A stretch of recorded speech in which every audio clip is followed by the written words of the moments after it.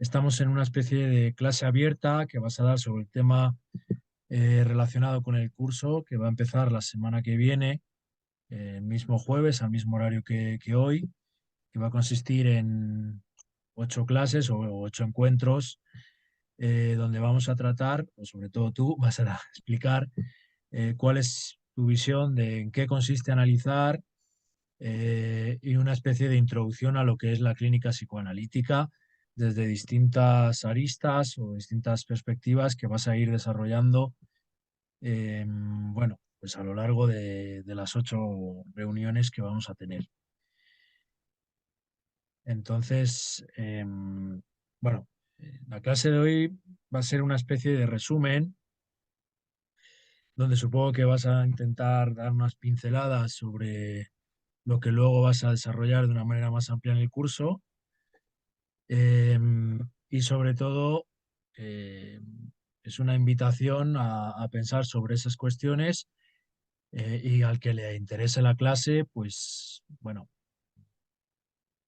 está invitadísimo a participar en el curso, que va a empezar, como digo, la semana que viene, el 28 de septiembre. Y, y bueno, nada más. Cuando termine la clase, lo vuelvo a recordar. eh, si quieren más información, manden un mail a infopsicoanalisisinmas@gmail.com, que enseguida les mandamos un documento PDF con toda la información sobre el temario que se va a tratar en clase, las formas de pago, si se está en el extranjero o no, etcétera, etcétera.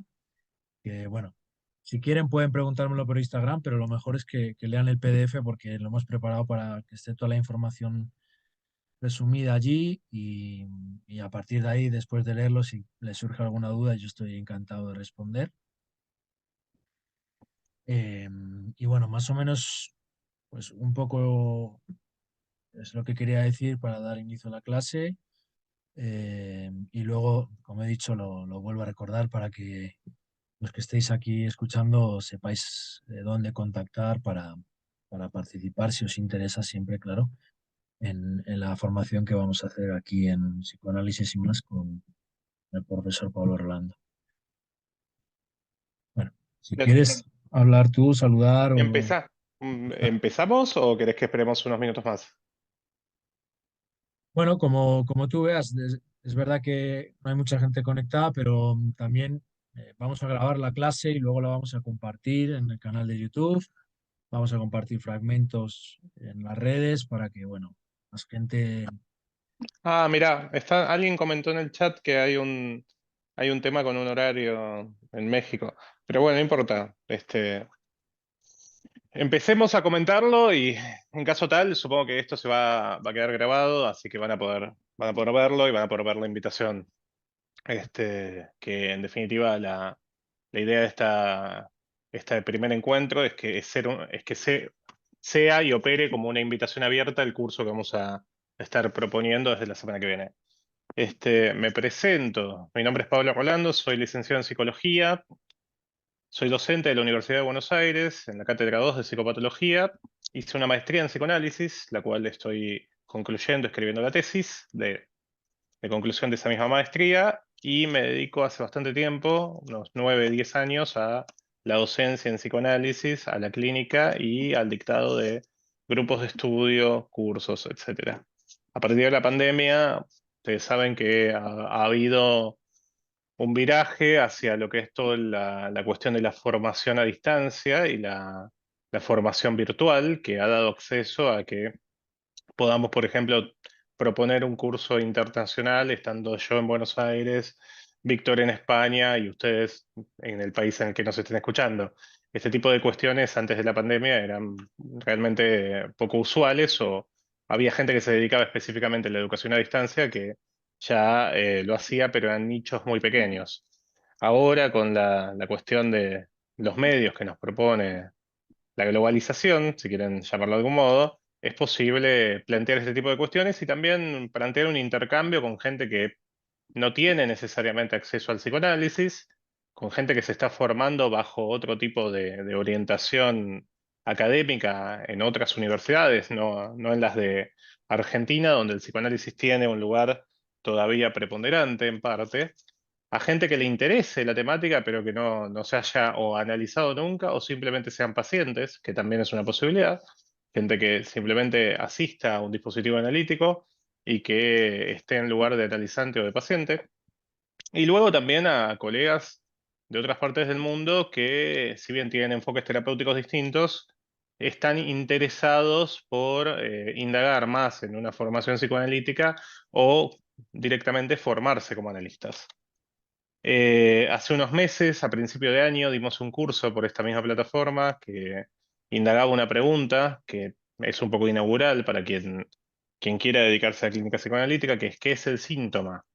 Y como ustedes saben, más allá de lo que es el síntoma para el psicoanálisis, el síntoma concebido desde lo que es la psicoterapia o la psicología no es lo mismo que el síntoma médico, independientemente de cómo leamos ese síntoma. Bien, a partir de ese curso, que fueron 6 encuentros, quedaron preguntas sobre cómo en sí se practica el psicoanálisis, cómo se ejerce el psicoanálisis y qué es el psicoanálisis en sí, en términos para un analista y para un analizante.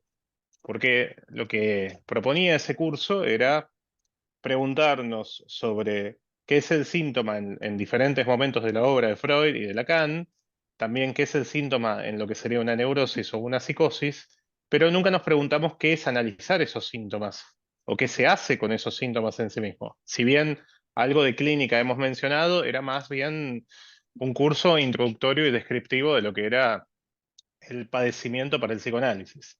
Entonces, ese punto de inicio llevó a esta nueva propuesta, que es tomar nuevamente una pregunta, que es analizar esta vez, y de ahí en más empezar a plantear derivas. Lo que yo voy a comentar hoy es una introducción a lo que es la clase uno de ese curso, y que en principio está dividido en 5 puntos, porque al empezar yo a plantearme esta pregunta, si bien yo me gradué en el 2014 y desde el 2015 que estoy atendiendo, así que hace unos 9, 8 años que lo hago.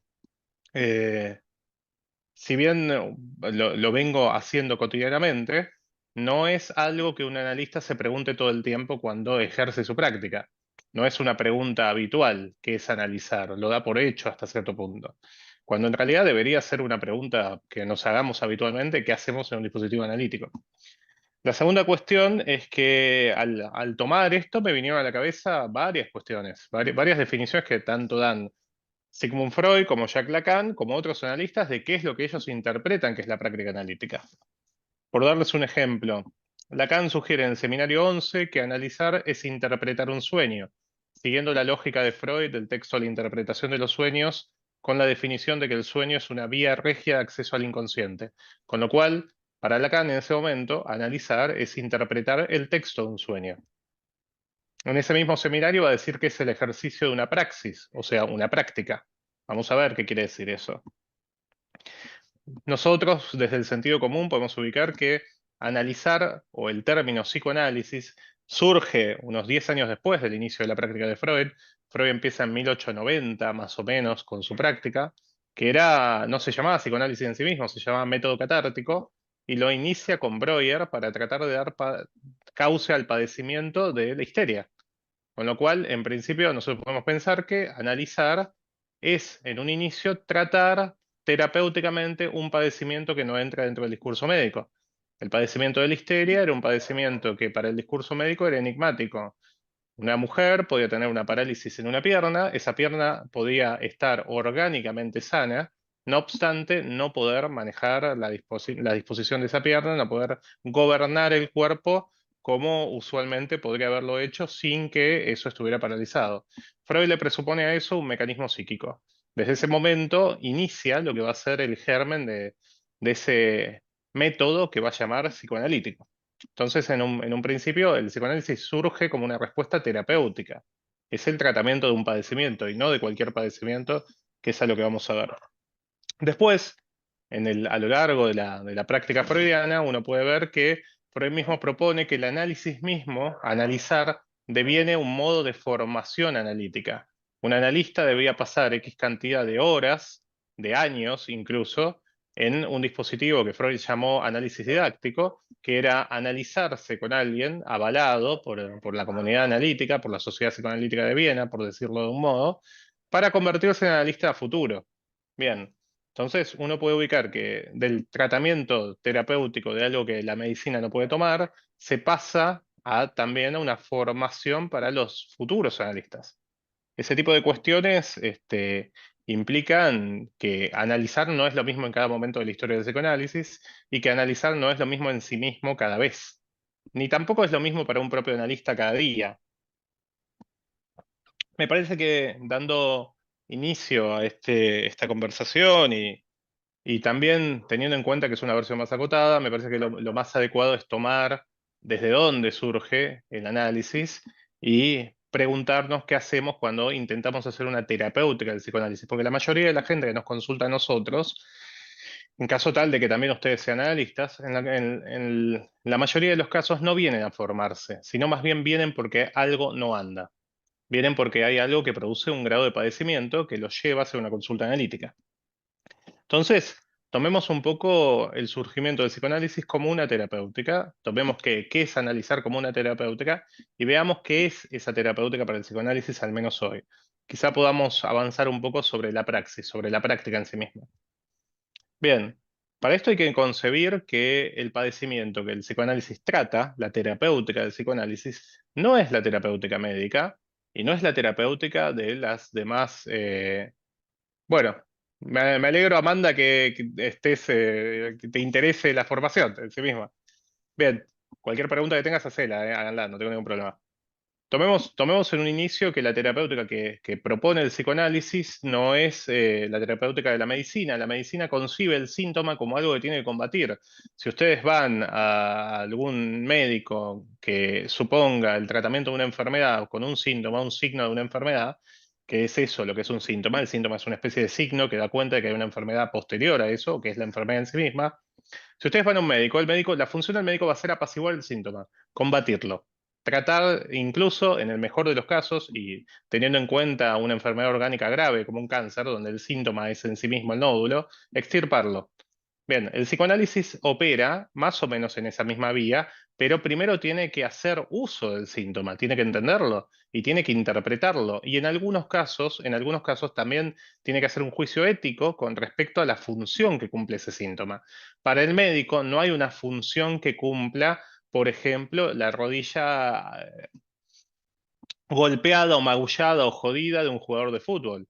No cumple una función, simplemente es un emergente de que ha habido un traumatismo en la rodilla. Para el psicoanálisis, un síntoma cumple una función en la economía psíquica. Es decir, que el sujeto hace un uso de ese síntoma, se sirve de él para algo. Entonces, ya de por sí implica una dificultad mayor para el psicoanálisis calcular éticamente qué implica interpretar o no un síntoma. El ejemplo más clásico de esto que nosotros podemos tomar y pensar con lo que es incluso los síntomas actuales es la toxicomanía. El consumo de una sustancia para un sujeto cumple una función que nosotros desconocemos a priori y que si nosotros no advertimos puede llevar a descompensaciones mayores que la que produce la misma sustancia. Tengan en cuenta lo que sucede cuando a un sujeto le retiran de golpe la sustancia a la que es adicto. Aparece no solamente el síndrome de abstinencia, sino también que esa función deja a veces unos saldos de depresión muy grandes si no hay nada que la suple en su lugar. Entonces, tenemos que estar advertidos de eso. Ya de por sí eso hace una diferencia terapéuticamente entre lo que es la medicina, el discurso médico, o la psiquiatría, por ejemplo, con el padecimiento del paciente psicótico a nivel del delirio, y lo que hace el psicoanálisis que concibe que un síntoma en sí tiene una función para el sujeto y que en principio, antes de interpretarlo o para poder interpretarlo, uno tiene que hacer un cálculo ético de esa función. Ahora bien, ¿qué es la función que cumple ese síntoma? Porque si nosotros no podemos ubicar qué función cumple, a qué le llamamos función de un síntoma en psicoanálisis, no vamos a poder entender cómo opera la terapéutica del psicoanálisis. La función que cumple el síntoma es la de otorgarle al sujeto una satisfacción paradojal. El síntoma crea satisfacción y padecimiento a la vez para Freud. O sea que es un modo de satisfacer una corriente pulsional, un deseo, de un modo que es hasta cierto punto intolerable, inadmisible. Por eso se padece. esa dicotomía que tiene el síntoma, Freud lo llama beneficio primario del síntoma, ser una satisfacción pulsional.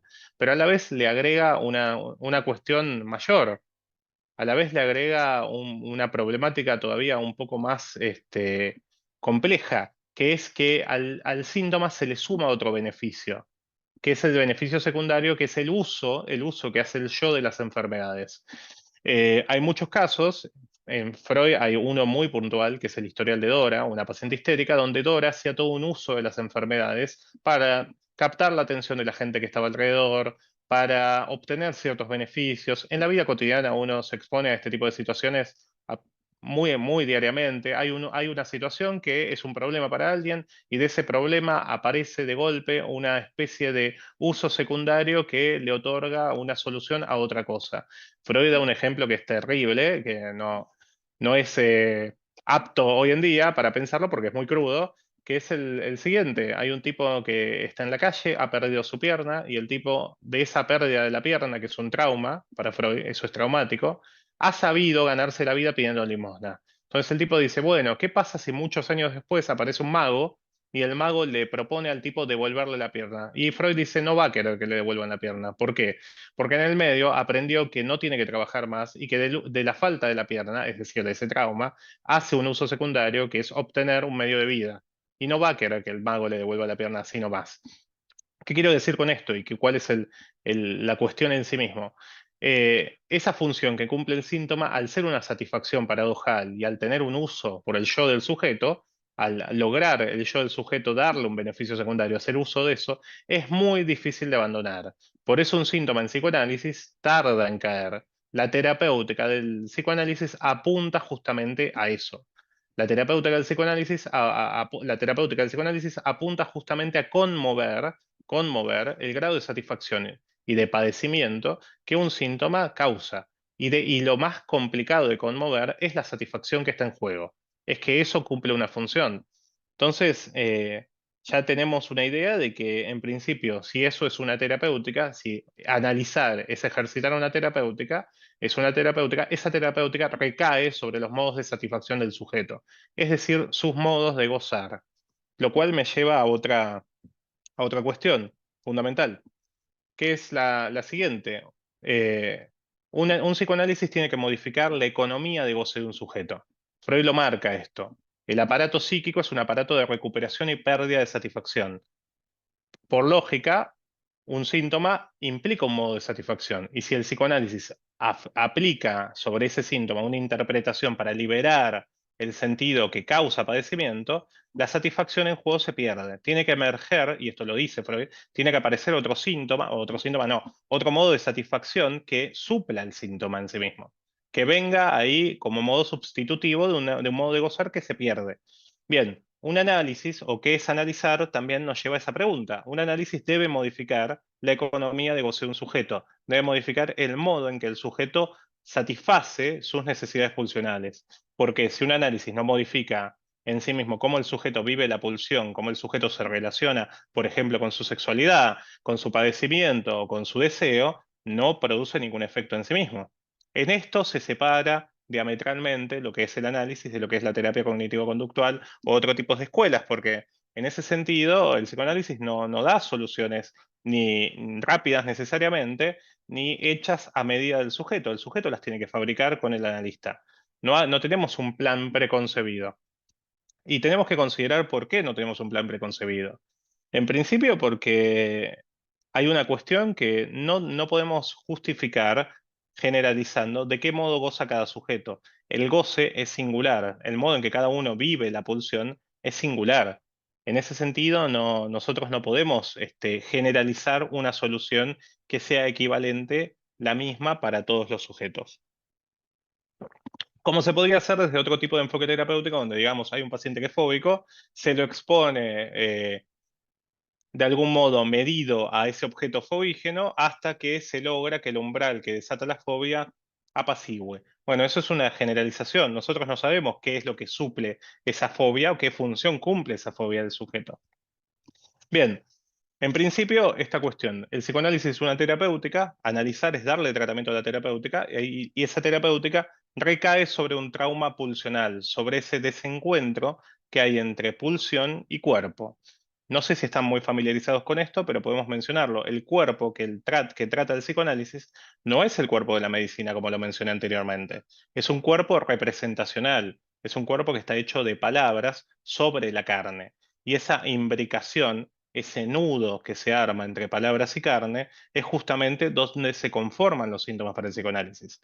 Hay una discrepancia entre el cuerpo de las representaciones, el cuerpo de las palabras, y el cuerpo orgánico.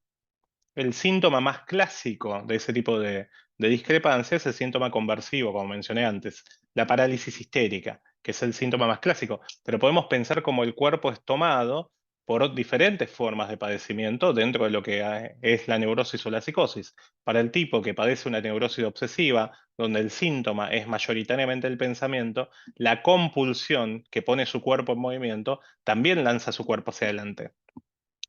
Lo mismo pasa con la psicosis. En la psicosis, el cuerpo del sujeto psicótico está afectado profundamente porque hay algo del orden de la presencia de la voz o de la mirada en lo alucinatorio que toma el cuerpo en sí mismo. Entonces el tipo tiene sensaciones corporales que son extrañísimas y que para nosotros son simplemente un sueño. Un tipo psicótico en una situación en la cual esté absolutamente alienado, desencadenado, puede tranquilamente sentir en el cuerpo que le faltan órganos, que es una sensación que un neurótico o alguien medianamente acomodado no va a tener necesariamente, o va a ser una sensación de pesadilla. Bien, el psicoanálisis trata de darle un tratamiento terapéutico a este tipo de cuestiones. Así que en principio, ¿qué es analizar? Es en sí mismo intentar dar una respuesta terapéutica a un padecimiento que nosotros le ubicamos como de la palabra. Que esta es otra cuestión que es importante ubicar. Freud tiene la idea de que el padecimiento está ligado a la discrepancia entre representación y cuerpo, como mencioné antes. Pero Lacan, quien revitaliza el psicoanálisis desde la década del 50, quien lee toda la obra freudiana y quien ubica en sí mismo muchas cuestiones que en Freud son señalamientos que va a terminar desarrollando Lacan, va a ubicar que lo que padece cada sujeto, sea neurótico, psicótico o perverso, independientemente de su posición con respecto a, a la estructura, lo que padece cada sujeto es la relación que tiene con el lenguaje. Y es un lenguaje que en principio se nos impone violentamente. Uno no nace hablando, habla porque otro le habla. Y esto es una experiencia que está en Freud. Si ustedes van al proyecto de psicología para neurólogos, que es un texto inicial de Freud, Freud marca esto. Uno entra y se funda el aparato psíquico, uno entra a la vida porque otro acude a hacerlo entrar. Piensen lo que se llama, por ejemplo, marasmo infantil, que es la muerte de los niños a partir del no cuidado del otro materno o el no acudir del otro materno. En un inicio, el ser humano no tiene una posibilidad de supervivencia salvo que acuda a otro. Un niño puede llorar y si no acude a otro se muere de hambre o se muere de frío o se muere expuesto a las inclemencias del clima o lo ataca otra bestia, etc. En cambio, si el otro acude, si el otro materno acude, Freud lo llamaba eso vivencia de satisfacción, se producen un montón de situaciones y de cambios en ese encuentro que fundan el aparato psíquico. Entonces, el aparato psíquico y la estructura siempre va a estar relacionada a algo del lazo al otro. Y lo que nosotros vamos a padecer es el modo en el que el otro nos introduce al lenguaje, el modo en que ese lenguaje se introduce en la carne. ¿Por qué? Porque ese modo en el cual somos introducidos al lenguaje marca el signo de un deseo del otro, marca una posición que uno va a ocupar para ese otro. No es lo mismo entrar como un objeto amado que entrar como un objeto odiado por el otro. Y fíjense todos los fantasmas que se montan con respecto a la posición que un sujeto puede asumir en su lazo familiar. Siempre fui odiado por mi padre. Eso es un texto fantasmático que se monta a partir de una ficción. Bueno, el psicoanálisis trata de darle tratamiento y terapéutica a ese trauma del lenguaje que implica ser hablados por el otro. Esa terapéutica, eh, Amanda pregunta, ¿el cuerpo varía de acuerdo al síntoma? No, yo diría que es al revés, el síntoma varía de acuerdo al cuerpo, porque cada cuerpo es distinto en principio. Y lo segundo, la vivencia del cuerpo, esto lo vamos a trabajar igualmente en el curso, pero la vivencia del cuerpo para la neurosis y para la psicosis no es la misma. Por dar un ejemplo. Para la neurosis, la vivencia del cuerpo aparecería como un yo unificado. Para la psicosis, acordate que en una esquizofrenia, por ejemplo, el yo está fragmentado y el cuerpo está despedazado. Entonces, la noción de cuerpo es distinta. El único momento en que yo puedo ubicar que un cuerpo neurótico se fragmenta de ese modo es en la experiencia de la angustia. Cuando alguien se angustia neuróticamente, se despedaza un poquito y Lacan le va a dar mucha importancia a los fenómenos de despersonalización. Uno se desorienta un poco cuando se angustia. En cambio, pero eso es un momento episódico, ¿no? No pasa en la vida cotidiana, por lo general. Uno pasa por la vida más o menos unificado y creyendo que eso no pasa, lo vela, lo mantiene como una ficción lejos. Son pocos los momentos en los que uno puede decir, me desorienté tanto, estaba tan angustiado, y por lo general son puntos de quiebre en la historia de la vida de cada uno, ¿no? Uno puede recordar qué me pasó en tal momento que hizo que eso implicara un estallido de angustia, por dar un ejemplo. Te contesté, si querés preguntarlo por el micrófono, hacelo, abrí el micrófono y preguntar, no tengo problema. No, no, no, sí, me contestó. Muchas gracias. De nada. Bien, seguimos. Ahora, tomando esa cuestión, si analizar es darle terapéutica o tratar de darle terapéutica al trauma que implica entrar a la vida, al lenguaje, al trauma que implica la pulsión, al trauma que implica el síntoma hasta cierto punto, tenemos que tomar esa definición que yo mencioné antes de que Lacan dice analizar es analizar un sueño. ¿Qué es un sueño en sí mismo? Un sueño es lo que Freud va a llamar formación del inconsciente. Hay 5 tipos de formaciones del inconsciente. Yo voy a extender esa definición de analizar es analizar un sueño. No, analizar es analizar una formación del inconsciente, dentro de las cuales se encuentra un sueño.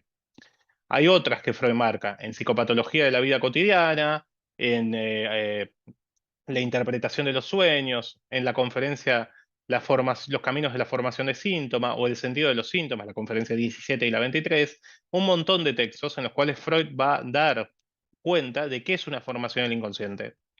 ¿Cuáles son las que él marca? El síntoma, el sueño, el lapsus. El lapsus es el equívoco de una palabra por la otra. El acto fallido.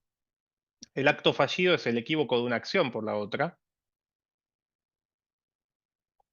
Y después hay otras que uno puede ubicar que quedan en el borde, que son los déjà vus o la sensación de déjà vu o de déjà raconte que marca Lacan. El déjà vu es la experiencia de la repetición, la sensación de repetición en una experiencia que uno cree ya vivida, y el déjà raconte quiere decir que es la experiencia de repetición en lo que uno cuenta sin darse cuenta, la iteración o la repetición en la cuenta. Pero tomemos los más clásicos que son síntomas, lapsus, acto fallido y sueño, que son los clásicos freudianos, ¿no? Por dar una idea. Hay otras manifestaciones que uno puede tomar. Las acciones sintomáticas, que no son del todo síntomas, también uno puede ubicarlas, incluso en la transferencia.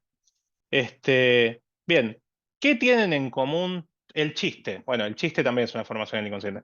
¿Qué tienen en común todas esas formaciones del inconsciente? ¿Qué es lo que implican cada una? Que en cada una, de un modo u otro, se expresa algo que está reprimido. Tanto en el sueño, como en el lapsus, como en el síntoma, como en el chiste, como en la acción sintomática, etcétera, en cada una de esas formaciones del inconsciente se expresa algo que está reprimido. Y la teoría de la represión es la base que sostiene la práctica del psicoanálisis. Hay algo que fue, de algún modo, echado a un sistema secundario que va a ser el inconsciente, hay algo que fue reprimido, hay algo de lo cual el sujeto se defendió, que queda como si fuera olvidado, porque no está olvidado. No es lo mismo lo olvidado que lo reprimido. Lo olvidado simplemente está desconectado del nexo de asociación, y cuando aparece el nexo de asociación uno dice, ah, me acuerdo, y de golpe se acuerda de todos los nexos. Lo reprimido no tiene el mismo destino que lo olvidado. Lo reprimido está esforzado a no ser recordado, que es otra cosa. Hay algo que se antepone para que eso aparezca o acceda al recuerdo. Entonces uno tiene que poder ubicar que en todas esas formaciones lo que se juega es la presencia de la represión como mecanismo de defensa. Analizar, entonces, es interpretar el sentido inconsciente de cada una de esas formas del inconsciente. ¿Cómo aparece el inconsciente en sí mismo? Durante muchísimo tiempo, hubo la idea, la historia de que el inconsciente era algo que estaba en las profundidades. Que de hecho Freud un poco a veces da un poco la impresión de un inconsciente que es una especie de iceberg donde está la conciencia, el preconsciente y lo inconsciente en el fondo. Cuando en realidad vamos a ver que el inconsciente no está en el fondo, está en la superficie de lo que uno dice, porque en la medida en que habla, comete alguna equivocación, algún acto fallido, y eso aparece, no está tan profundo como uno cree. ¿Se entiende a lo que voy? Ahora, en principio, ¿cómo aparece su inconsciente? Aparece como un equívoco, como una discordancia con el sentido común. Y esa es una de las principales características que tiene en sí lo inconsciente, la falta de sentido. Es un sinsentido que crea padecimiento. Entonces, si ustedes se ponen a pensar, pensemos un síntoma característico, la fobia o la compulsión que tiene el obsesivo con lavarse las manos por la suciedad. No hay sentido para que el tipo no pare de lavarse las manos. ¿Se entiende a lo que voy? No hay un sentido ligado al sentido común para nosotros. Pero para él sí hay un sentido que pulsa que eso pase. Bien, ¿qué hace el psicoanálisis en sí? ¿Qué es lo que propone Freud como terapéutica en sí? Reconectar el sentido reprimido con el afecto que merece, con la carga pulsional que merece, con la carga pulsional a la cual está originariamente conectado. Entonces, hay que ubicar esta cuestión porque fíjense que es distinto lo que hace el psicoanálisis en referencia a otro tipo de terapéuticas, que es explicarle a un paciente por qué le pasa lo que le pasa. No, el psicoanálisis supone que el saber está del lado del tipo que viene a consultarnos. Ya de por sí invierte esa relación. El psicoanálisis supone que el saber está reprimido por el sujeto. Por eso la definición de síntoma que va a dar Freud es de un saber no sabido. Hay un saber ahí, pero su condición es que en este momento es inaccesible. Hay que acceder a él, pero lo tiene el sujeto, no lo tiene el analista. Durante mucho tiempo se creyó que el saber quedaba al lado del analista, en realidad queda al lado del sujeto. Es una experiencia que invierte la posición del saber. A diferencia de la medicina, cuando ustedes van a un médico, ¿qué esperan del médico? Que el médico sepa qué les pasa a ustedes orgánicamente. Bueno, ¿qué esperan, qué espera en teoría un analista de un paciente?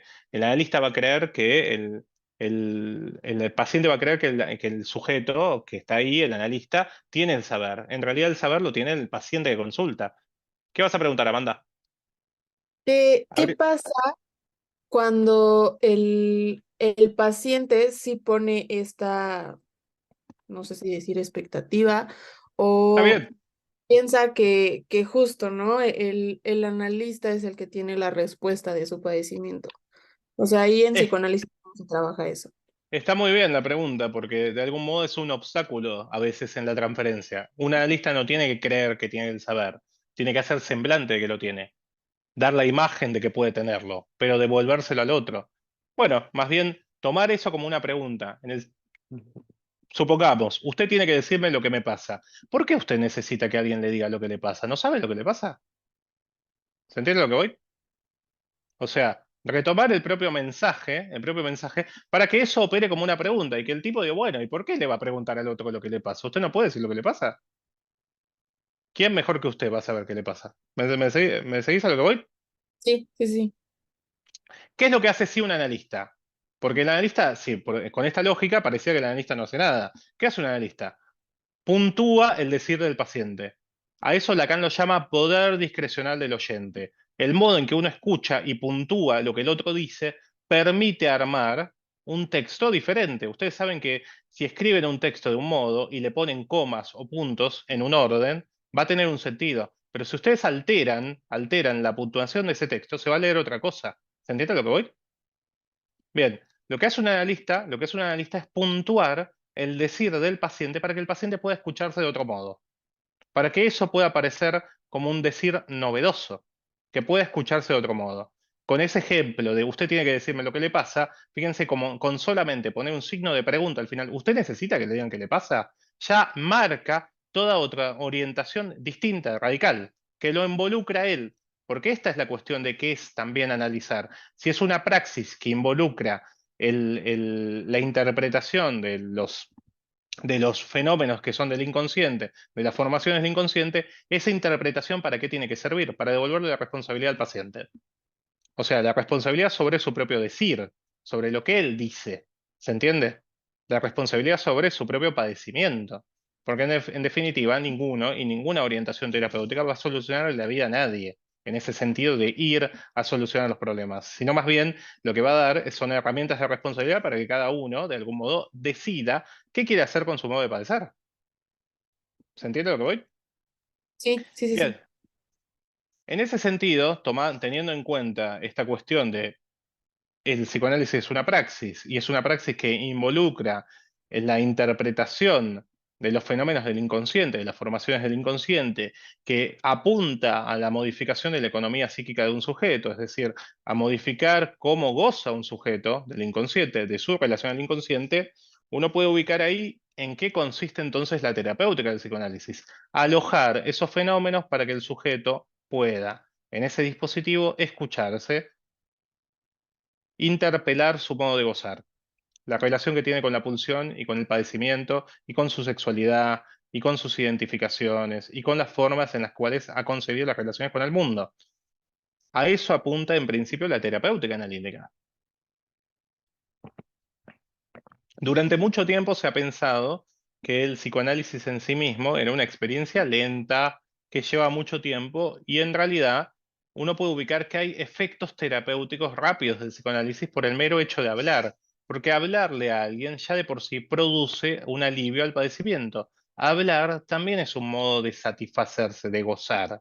Y hablarle a otro que se ofrece como depositario de esa escucha, también produce un alivio al padecimiento, pero eso no concluye un análisis. ¿Se entiende a lo que voy? Incluso ustedes verán, quienes se dediquen a la clínica, que a veces los pacientes se alivian rápidamente y ya se quieren ir, y se alivian rápidamente sin que haya nada que haya sido ubicado plenamente ahí, sino porque el mismo efecto terapéutico de la transferencia, de hablarle a otro, alivió la situación. Cuando en realidad uno sabe que lo que hay de fondo, lo que hay de fondo es que el sujeto todavía no se movió del lugar que lo llevó a la consulta, sino más bien simplemente se produjo un efecto terapéutico rápido que a veces es contrario justamente a que la experiencia del análisis se desarrolle. Uno tiene que ubicar que este tipo de experiencia implica pasar por puntos de angustia. En un análisis, si uno no se angustia un poco, no pasa directamente. No implica necesariamente angustiar a los pacientes porque sí, sino más bien poder ubicar que el análisis supone atravesamiento de la angustia. Lacan lo llama eso dosificar la experiencia de la angustia, que no es angustiar porque sí a los pacientes, sino entender que una interpretación, en tanto es apuntar a un modo de gozar del sujeto, va a producir un poco de angustia. Ahora, ¿cómo se amortigua eso? Que es el otro punto que involucra esa pregunta por la terapéutica, por el manejo de la transferencia. La transferencia es la relación que se da entre cada sujeto en el punto en el cual hay un uso de palabra. Cuando uno le habla a otro, se arma un lazo transferencial, donde se depositan emociones de amor y de odio a la vez. Ese amor y odio está ligado al modo que toma la transferencia, a la coloratura que toma la transferencia. Ustedes saben que en algún punto Freud distinguió la transferencia positiva de la negativa, teniendo en cuenta la que opera como un obstáculo y la que opera como una aparente ayuda a que el dispositivo opere. Pero incluso el amor es un obstáculo para el psicoanálisis. Cuando se producen erotizaciones de la transferencia, cuando alguien supone que está enamorado de su analista o embelesado con su analista o lo idealiza de más, eso opera como un obstáculo para hablar de lo realmente importante, que es que por qué está ahí. ¿Se entiende a lo que voy? ¿Qué es lo que hace el dispositivo en sí mismo y qué es lo que propone la transferencia? Freud llama a esa relación la oportunidad de establecer una enfermedad artificial. Uno pasa de su neurosis a lo que él va a llamar neurosis de transferencia. ¿Por qué es una enfermedad artificial? Porque ahora está enlazada a la figura del médico, la figura del analista. Es un elemento más dentro de lo que es la figura del médico, es un elemento más dentro de lo que es la enfermedad. Es alguien a quien se van a dirigir demandas, pedidos, reclamos, etcétera. ¿Se entiende a lo que voy? Empieza a entrar a ocupar un lugar dentro de la historia del sujeto. Un lugar que no merece, porque es indigno, no lo conoce. Hace un año que se atiende con él, pero de golpe le habla como si le hablara a su madre, o a su padre, o a su amante, o a su hermano. ¿Se entiende a lo que voy? Fíjense cómo el analista es depositario de todas esas posiciones, de las cuales también tiene que hacer un uso ético.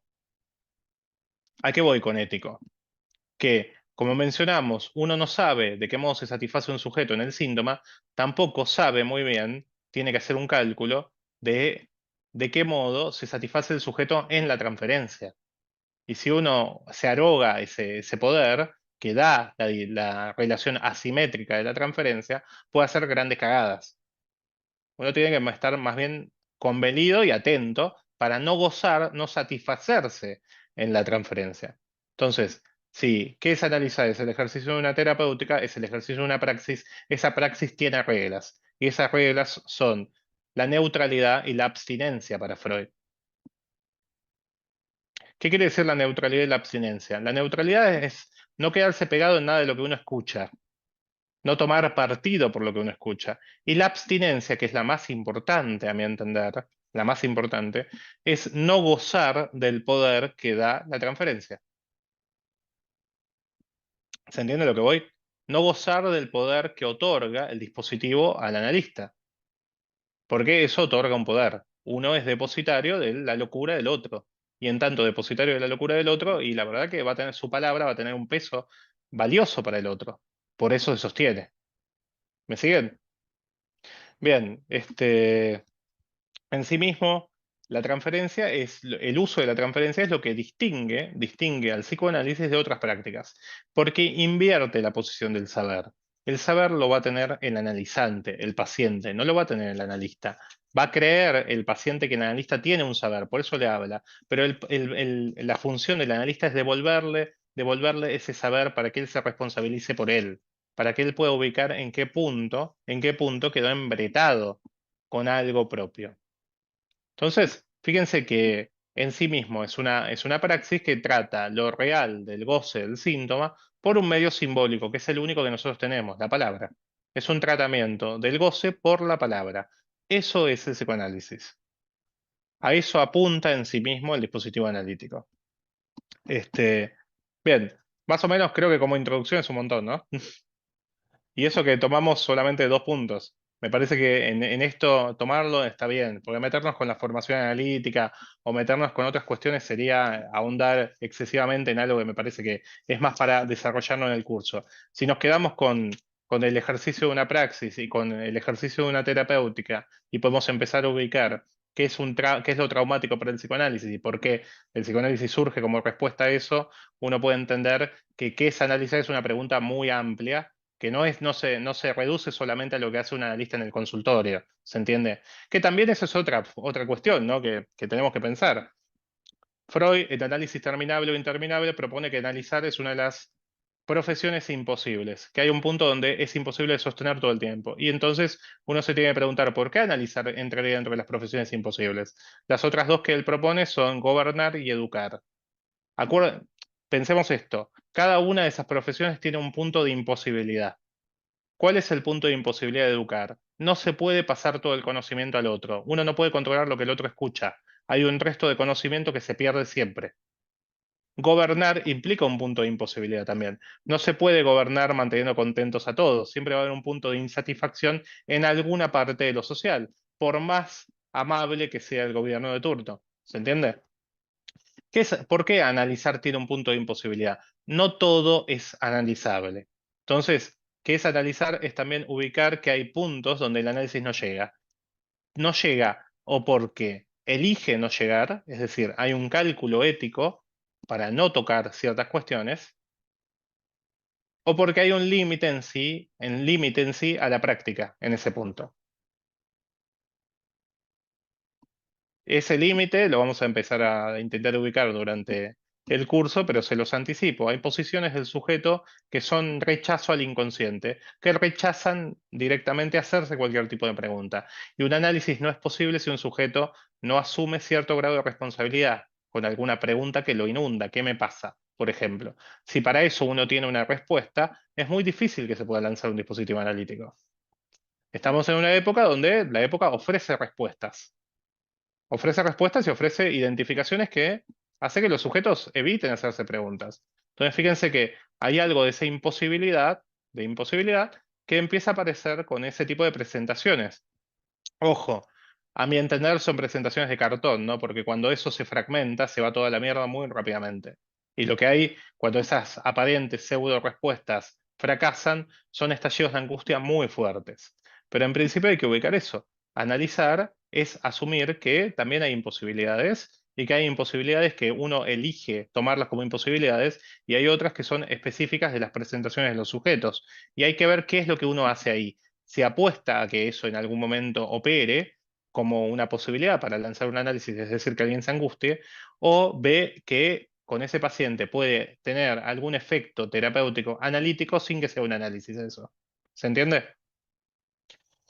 Bien, ahora Víctor les va a repetir nuevamente la información. Espero que les haya gustado esta breve introducción. Si tienen ganas de sumarse al curso, háganlo.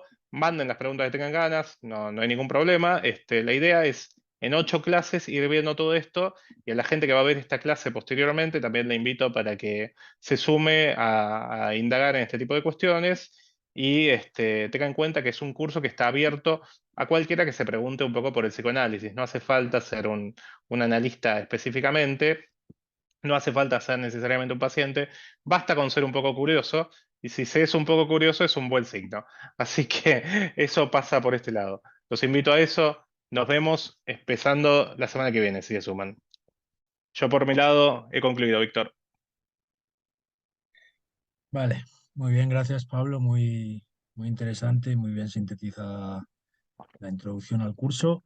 Y nada, para las que estáis aquí conectadas y los que vean luego la clase, pues nada, recordaros que si queréis más información sobre los temas que se van a tomar en cada clase, la bibliografía, etcétera, me podéis mandar un mail a infopsicoanálisis y más@gmail.com y os mando un PDF que también vienen allí al final los métodos de pago según el país en el que estéis. Y nada, el curso empieza la semana que viene, al mismo horario que la clase, es decir, los jueves a las 8 de la tarde en España, a las 3 en Argentina y por lo visto a las 12 en México. Me he equivocado yo y era una hora antes de lo que he dicho, bueno, o de lo que me ponía en Google. Pero, pero bueno, va a ser el mismo horario que ahora. Y también quería, que no he dicho antes, de dejar claro que si no se pueden conectar a alguna clase, las clases se van a grabar, se van a poder ver en diferido. Pablo y yo tenemos una política de dar bastante tiempo para poder verlas. No van a tener un mes o dos, les solemos dar a veces hasta 6 meses para que puedan verlas, si quieren verlas 6 veces o 10 veces, las pueden volver a ver. O sea que hay muchas facilidades para ver el curso y participar. Pero bueno, dicho esto, gracias por acudir y estar aquí en directo y nada, seguimos viéndonos en Instagram y nada, si les apetece, nos vemos la semana que viene en la primera clase del curso. Un ¿Vale? abrazo, que anden muy bien. Un Muchas Hasta gracias. saludo, luego. gracias, chao, nos vemos.